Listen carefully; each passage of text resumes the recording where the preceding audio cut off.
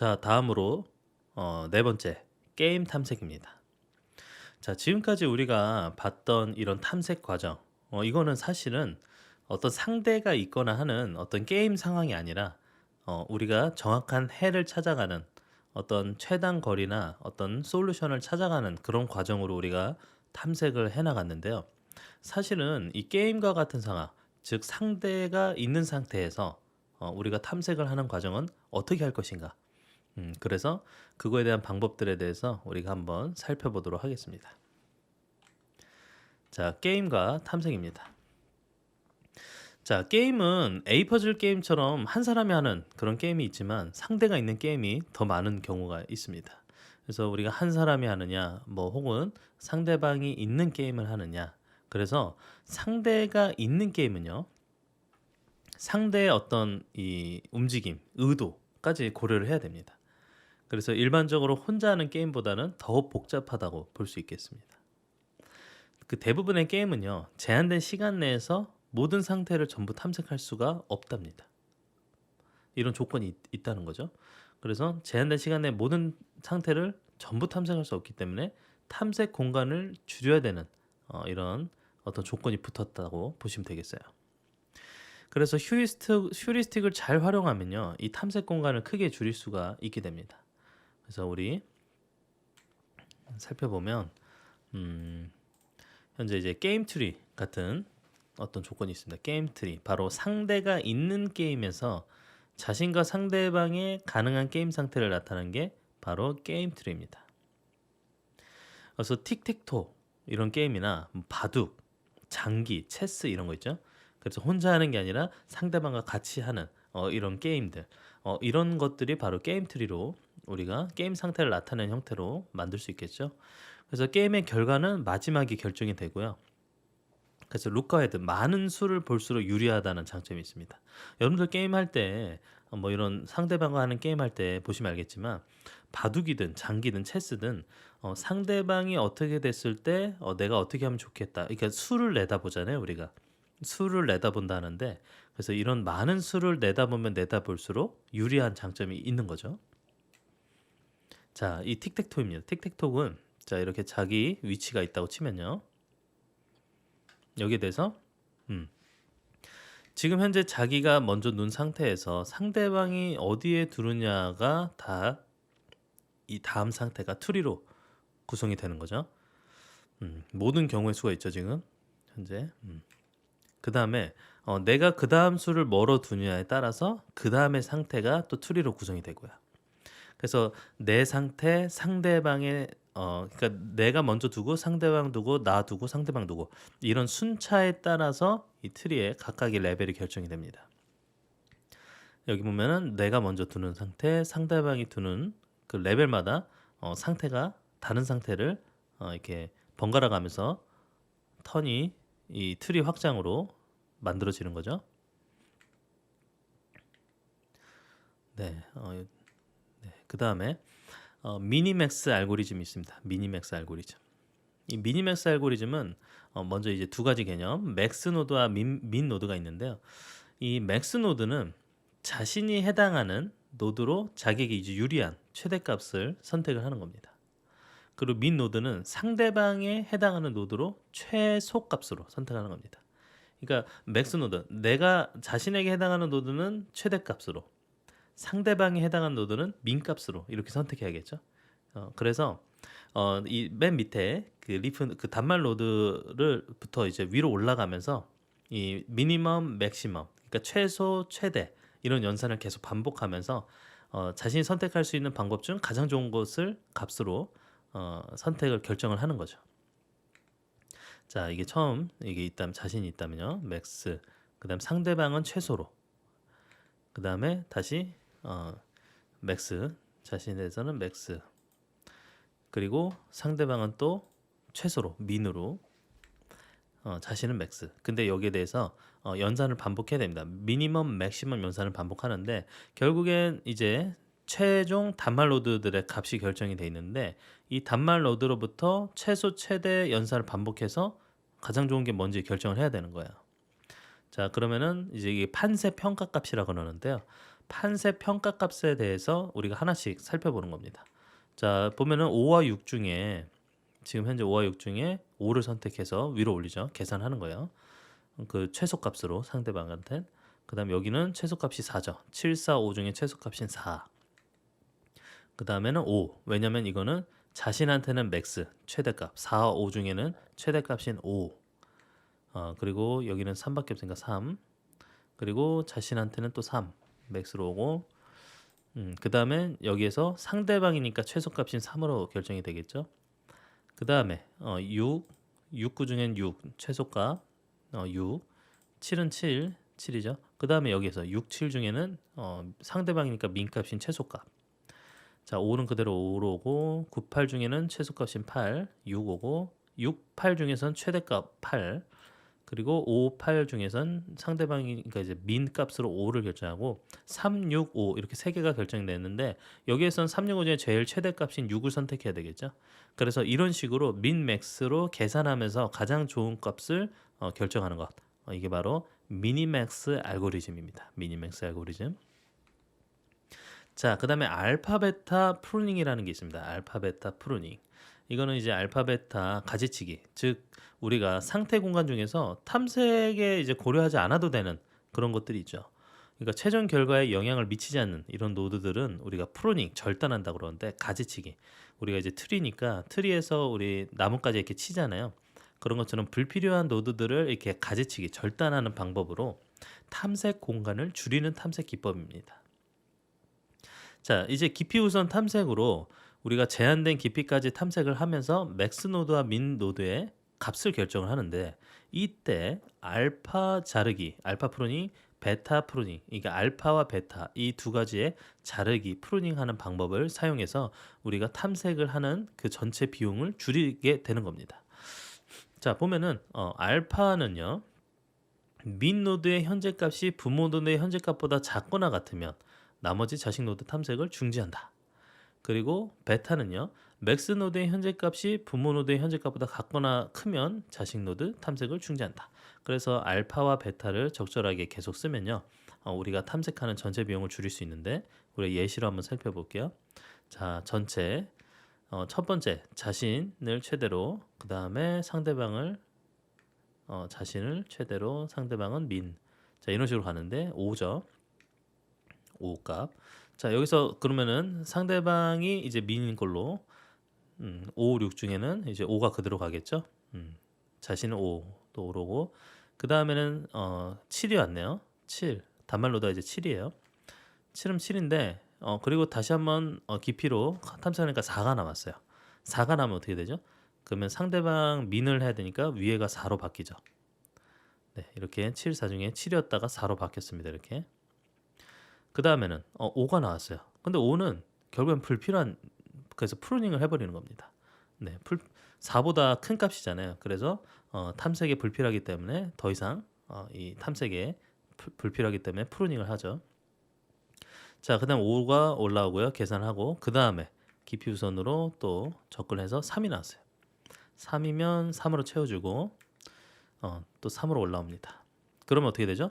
5였던 값이 3으로 바뀌겠죠? 왜냐하면 상대방 민으로 체크를 해줘야 되기 때문에 3으로 결정이 납니다.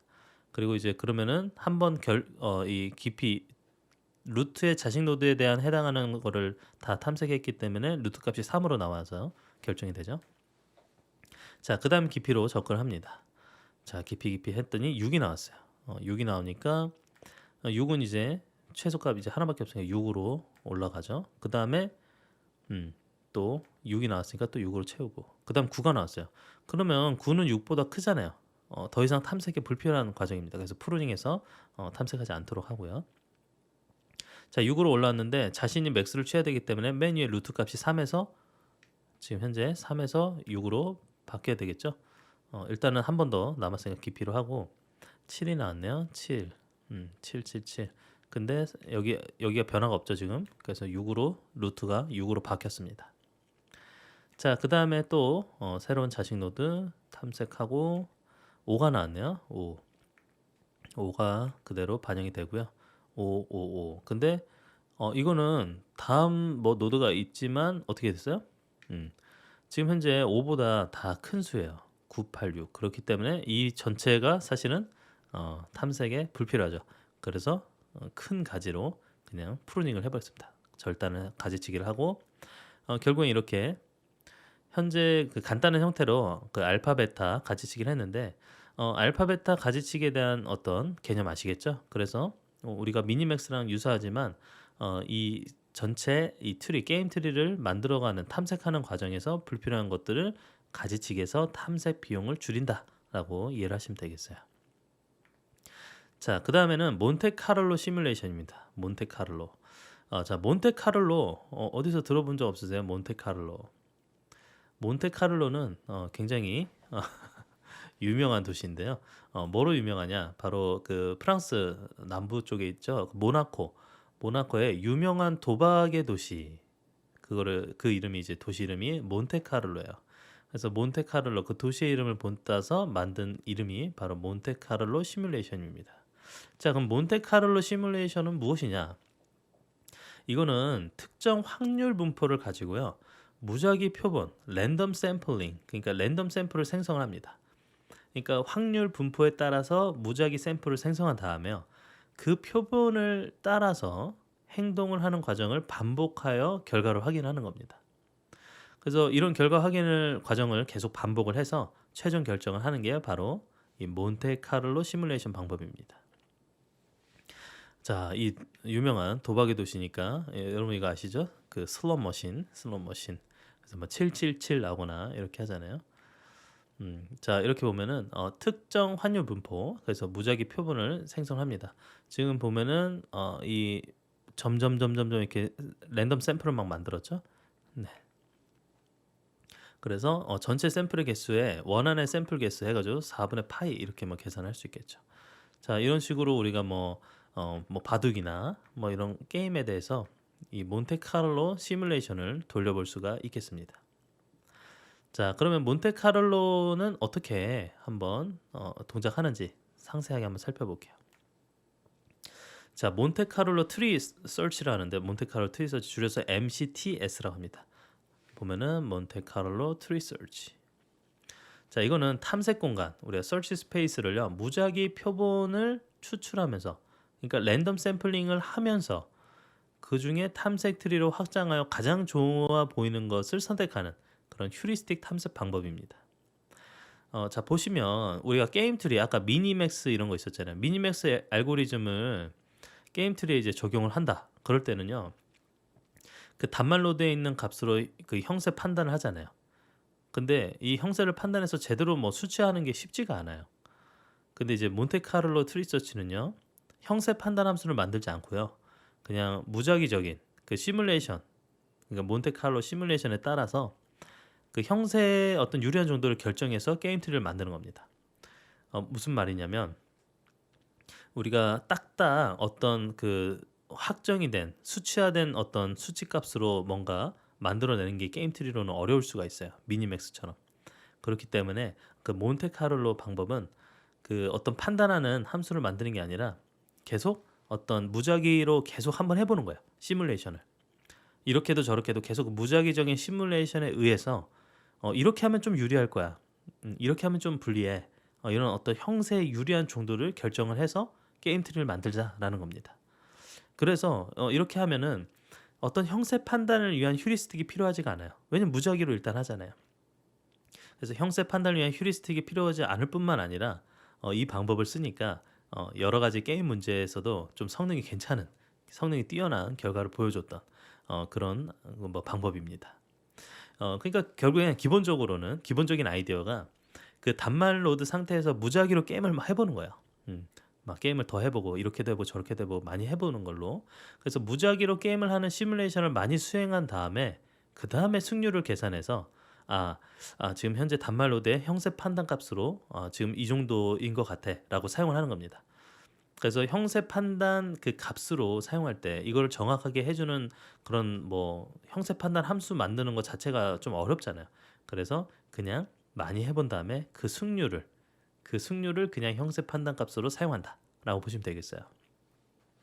그래서 그 미니맥스 알고리즘과 달리 그 일정 깊이까지 탐색하지 않고 그냥 이게 좀 도움이 될 것 같아 라는 이런 부분만 점진적으로 확장하면서 게임 트리를 생성한다 라고 보시면 되겠어요. 지금 이렇게 말로만 들으면 좀 이해가 안 될 수도 있는데 우리가 한번 그림을 통해서 보도록 할게요. 결국엔 이 몬테카를로 트리 서치는요 4개의 단계를 반복해서 수행을 합니다. 자, 셀렉션 선택하는 과정, 익스펜션 확장, 시뮬레이션, 그 다음에 역전파 백프로퍼게이션. 자, 그럼 선택, 확장, 시뮬레이션, 역전파. 자, 이런 단계를 거치는데 자, 이 각 단계들을 한번 자세하게 살펴볼게요. 자, 먼저는 선택입니다. 자, 선택은 트리 정책을 트리 폴리시를 하는데 트리 폴리시를 적용합니다. 처음에 이제 루트 노드에서 시작을 하겠죠. 근데 여기 루트 노드 보시면 루트 노드에 가지고 있는 값을 보세요. 왼쪽에는 이긴 횟수, 오른쪽에는 게임 수, 전체 게임 수분에 얼만큼 이겼냐, 승률이 되겠죠. 전체 게임 수분에 얼만큼 이겼냐. 근데 이 게임 수는 결국엔 방문 수와 같습니다. 얼만큼 트리를 방문을 했느냐라고 볼 수가 있겠죠. 그래서 이 폴리시, 트리 폴리시에 따라서 자식 노드를 선택해서 단말 노드까지 내려갑니다. 그러니까 결국엔 승률과 노드 방문 횟수, 즉 이긴 횟수와 게임 수 방문 수를 고려해서 선택하는 거겠죠. 결국엔 선택하는 과정. 이 트리에서 트리 서치에서 첫 번째 선택하는 과정에서는 이러한 방법을 사용하는데 여기에는요 UCB라는 정책이 있습니다. Upper Confidence Bound 정책입니다. 그러니까 결국엔 이 UCB가 가장 큰 것을 선택하게 되는데요. 이게 좀 어려울 수도 있는데 사실은 간단합니다. 자, V가 부모 노드이고 V 프라임이 자식 노드라고 치면요. V와 V 프라임 이 부모와 자식 노드에 대해서 N V 프라임은 뭐죠? 방문 횟수가 되겠죠. N 전체 수니까 N 몇 번 방문했냐 전체 방문 수. 그 다음에 Q의 V 프라임 이거는 Q는 점수 이긴 횟수 승률을 의미합니다. 자, 그러면 N V 프라임 분의 Q V 프라임 플러스 이거는 그냥 상수 조절하는 상수 C겠죠. 이거는 이미 해본 게임의 승률 이게 이제 해본 그 승률이죠. 왜냐면 전체 게임 수분의 이게 지금 점수니까 이긴 횟수 전체 게임 어떤 승률에 대해서 어느 정도 반영할 건지 이 C 상수를 사용하겠죠. 이건 뭐 파라메트로 그냥 정하면 되겠죠. 그 다음에 이거는 NV 프라임 분의 루트 씌우고요. 이 NV 프라임 분의 EN 그 NV 그래가지고 이거는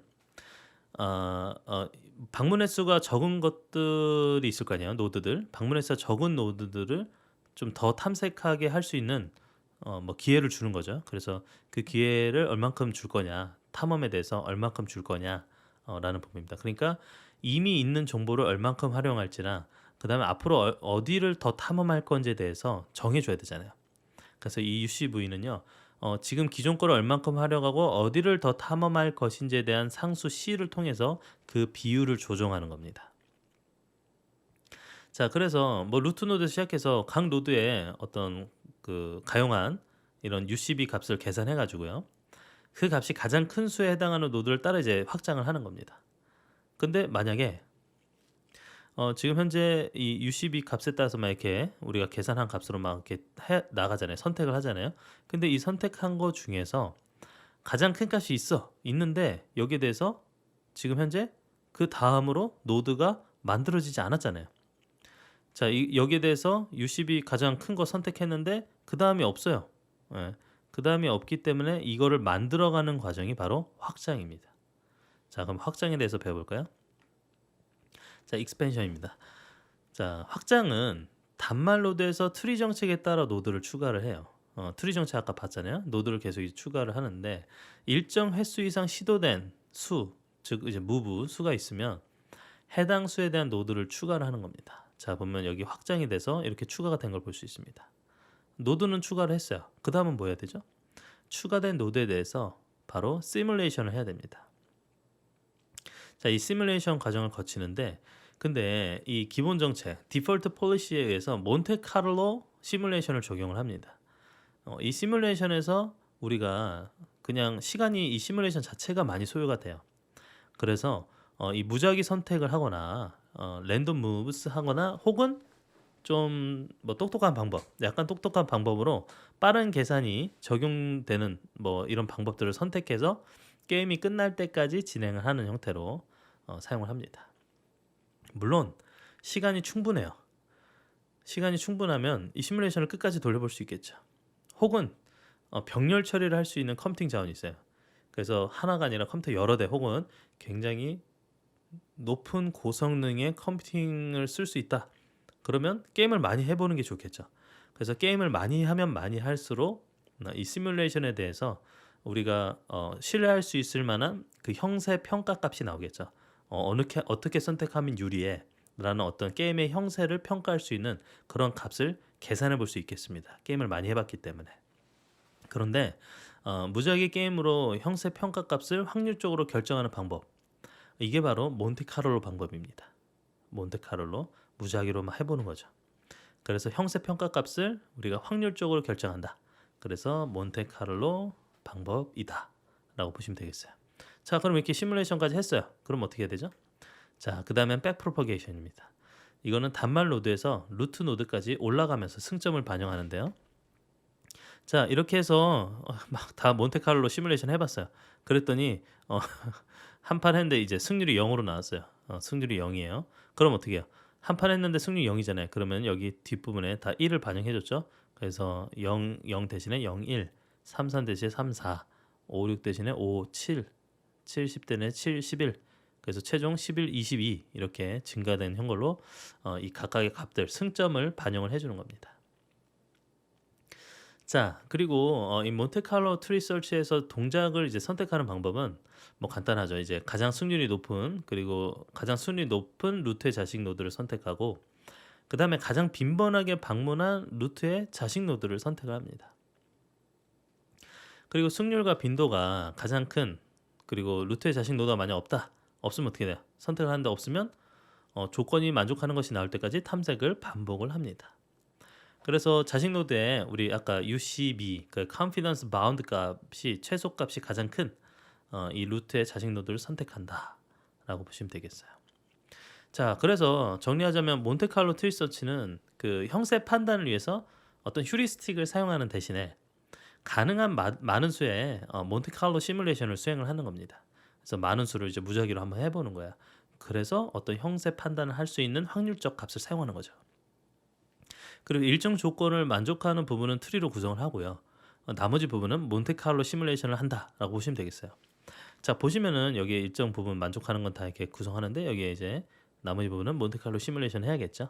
그래서 가능성이 높은 수들에 대해서 노드를 생성하고 트리의 탐색폭을 줄이고 트리 깊이를 늘리지 않기 위해서 몬테칼로 시뮬레이션을 한다라고 보시면 되겠어요. 결국엔 결론적으로는 탐색 공간을 축소하는 경우가 되겠죠. 그래서 우리가 탐색을 한다는 것 자체가 굉장히 고비용입니다. 어떤 리소스를 많이 차지해요. 고성능의 컴퓨팅 파워, 메모리가 많이 차지하게 되는데 그거에 대해서 이 탐색 공간을 줄이는 방법으로 몬테카를로 트리 서치를 사용합니다. 자, 대표적으로 몬테카를로 트리 서치를 사용한 게 어떤 게 있을까요? 네, 바로 여러분들 들어보셨다시피 알파고입니다. 알파고는 이 바둑들의 각 기보를 다 어떤 몬테칼로 트리 서치에 따라서 선택할 수 있는 이런 게임 트리를 이용을 하고 있습니다. 내부적으로. 결국엔 각각의 기보의 움직임에 따라서 어떤 식으로 두는 게 형세가 어떻게 될 것이다. 이 수를 두면 어떤 형세를 가질 것이다. 라는 거를 다 판단해야 되잖아요. 그래서 이거에 대해서 근데 바둑은요. 계산하는 양이 어마어마합니다. 가능한 수가 너무 많아요. 그렇기 때문에 이 엄청난 거를 다 계산한다는 거는 엄청 어려운 일입니다. 그렇기 때문에 빠른 시간 제한이 있기 때문에 이런 빠른 선택을 해야 될 때는 바로 몬테칼로 트리 서치를 이용할 수밖에 없겠죠. 그래서 알파고에 대한 오버뷰를 보면요. 이렇게 입력으로 사용되는 그 모드 포지션이 있습니다. 각각 위치에 뭐가 있는지. 그럼 거기에 따라서 폴리시 네트워크와 패스트 폴리시 네트워크 그리고 reinforcement learning policy 네트워크가 있고요. 그 다음 밸류 네트워크가 있습니다. 이렇게 이 각각의 네트워크 망을 사용해서요. 폴리시 네트워크와 패스트 폴리시 네트워크는 이건 뭐하냐? 이 두 가지는요. 그 엑스퍼트 게임스 기존에 이 사용했던 그러니까 이제 전문가들이 그 이미 바둑 선수들이 뒀던 경기들을 학습한 결과를 가진다고 보시면 되겠어요. 그래서 슈퍼바이즈드 러닝으로 우리가 지도 학습을 통해서 이 폴리시 네트워크를 만들어내고요. 이것도 마찬가지로 패스트 폴리시도 만들어냅니다. 이렇게. 근데 이 두 가지 다 액큐러시가 높지 않아요. 액큐러시가 56%, 액큐러시는 24%.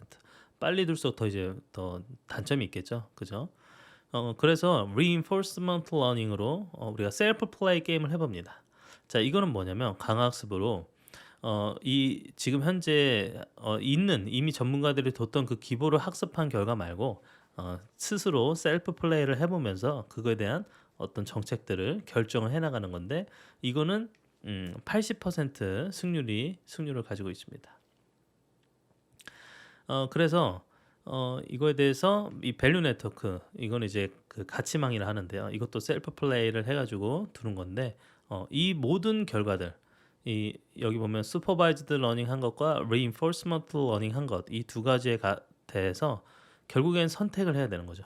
그래서 이때 몬테칼로 트리 서치를 통해 가지고 우리가 빠른 의사결정을 해야 된단 말이에요. 바둑은 시간 제한이 있기 때문에. 그래서 그때 몬테칼로 트리 서치를 쓴다. 우리가 알파고의 몬테칼로 트리 서치를 어떻게 했는지를 한번 더 자세히 볼게요. 바둑의 형세 판단을 해야 된단 말이에요.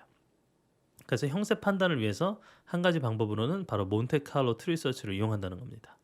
지금 여기다 두면 어떤 형세가 될 것인지 그 각 바둑의 현재 상태와 형세를 우리가 판단해야 되는데 그래서 무작위로 이제 막 바둑을 두는 게 아니라 일단은 프로 바둑 기사들이 그 사용했던 그 기보를 학습한 확장 정책망을 사용합니다. Rollout Policy Network인데요. 그래서 이런 간단한 계산 모델을 사용해서 일단은 사용을 합니다. 그래서 이 정책망 이게 가능한 착수들에 대한 선호 확률 분포인데요. 여기 보면은 각 위치에 따라서 얼만큼을 선호하는지에 대한 선호 분포들이 나와 있죠. 그래서 바둑판에 돌을 놓을 수 있는 이게 착점별, 그러니까 어느 위치인지 착점별로 유리한 정도의 점수 값을 다 계산해서 가지고 있다라고 보시면 되겠어요. 결국엔 이거는 이 알파고 입장에서는 어느 곳에 두면 얼마나 좋은지 뭐 누군가 이제 훈수하는 역할을 한다고 보시면 되겠죠. 자, 그 다음에는 이거에 대해서 이걸 뒀을 때 나오는 어떤 결과값. 근데 이 지금 현재 바둑판의 형세값을 계산하려면 바로 가치망이라는 우리 밸류 네트워크라는 이 부분이 이런 역할을 합니다. 그래서 주어진 바둑판의 전체적인 형세가 얼마나 유리한지를 평가한다. 평가값으로 계산한다. 라고 보시면 되겠어요. 그래서 형세 평가값 계산하는 가치망이 있습니다. 자, 그래서 알파고는 KGS라는 이 바둑 사이트가 있는데 거기서 기사들이 둔 바둑 기보를 막 다 사용해가지고 이 정책망을 만든 거예요. 정책을 만드니까 이제 어디에 두면 뭐가 좋을지 이런 거에 대한 그 어떤 네트워크가 다 생성이 되겠죠. 그래서 기보의 상황, 어떤 상황에서는 어떻게 어디에다 두는 것이 착수 위치별 학습. 근데 이때 이거를 만들 때 어떤 기술 썼냐 그러면 컨볼루션 뉴럴 네트워크나 CNN 방법을 사용해서 그 슈퍼바이즈드 러닝 지도 학습으로 정책망을 만들었습니다. 자, 그 다음에는 아까 얘기했던 것처럼 그 셀프 플레이를 계속 해보는 거예요. 자기가 막 스스로 한번 게임을 계속 해보면서 지금 현재 나와 있는 기보 데이터뿐만 아니라 자기가 실제 셀프 플레이를 하면서 나온 새로운 기보 데이터가 생성이 되겠죠.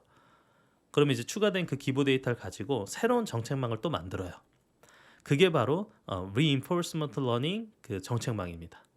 그래서 알파고가 자체 경기를 하면서 얻은 경험을 새로운 바둑 지식에 축적하는 이런 강학습을 계속 수행한다라고 보시면 되겠어요. 그래서 결국 이제 트리 정책망은요, 그 몬테칼로 트리 설치하면서 노드 확장 단계에서 지금 현재 착수 가능한 뭐 각 위치별 평가값을 계산해야 되는데 그 평가값이 뭐 이거 구하는 게 쉽지 않잖아요. 근데 짧은 시간에 얻기 위해서 결국엔 트리 정책망을 사용해요. 근데 당연히 트리 정책망은 어때요?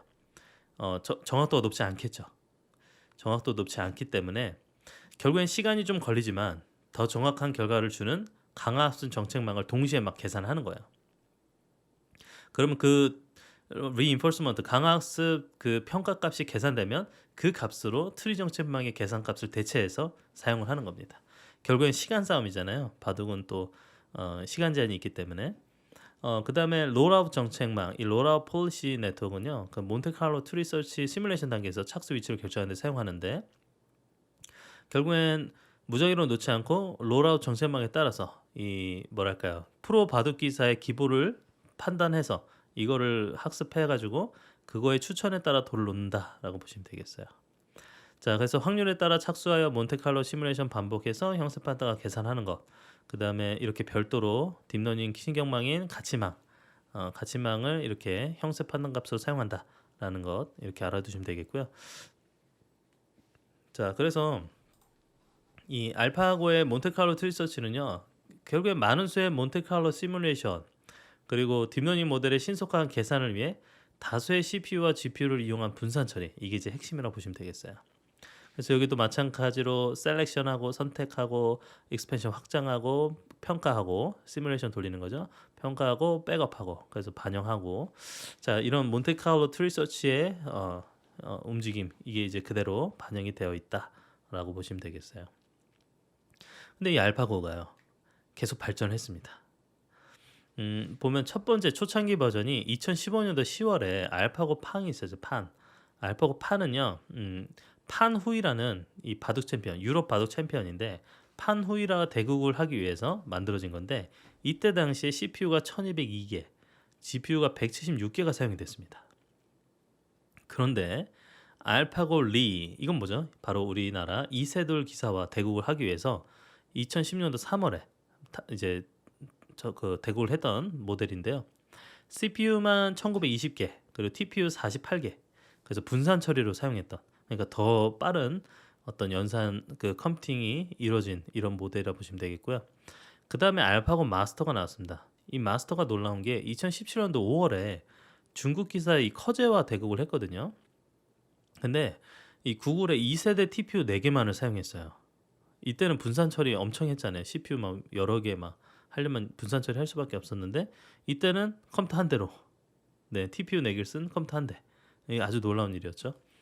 물론 이제 이때만 우리가 많이 기억하고 그런데요. 사실은 그 이후에 어떤 식으로 이 알파고가 내부에 발전했는지가 굉장히 중요한 이슈입니다. 그래서 2017년도에는 이렇게 또 발전했고요. 그 다음에 알파고 제로, 이거는 바둑 기보나 바둑 지식을 전혀 사용하지 않았어요. 우리 학습하기 위해서 어떻게 했다고 그랬죠? 전문 프로 기사가 사용했던 그 기보 내용을 그대로 학습했다고 그랬잖아요. 근데 바둑 기보나 바둑 지식 전혀 사용하지 않고 단지 바둑의 규칙만을, 셀프 플레이, 자체 경기만을 해서 학습을 했다라는 겁니다. 그리고 TPU를 4개 사용하고요. 똑같이 마찬가지로. 근데 이 알파고 제로는요, 알파고 리와의 대전에서 알파고 리 버전에 대비해서 100대 0으로 이겼어요. 100대 0. 100대 0. 100판에서 100판 다 이겼다는 거죠. 그리고 알파고 마스터 버전이랑은 89대 11. 그러니까 89번 승률, 그다음에 11 뭐 패, 이렇게 보시면 되겠어요. 그러니까 이제 알파고 제로는 어마어마한 이런 또 능력을 가진 그런 인공지능이 탄생을 해버린 거죠.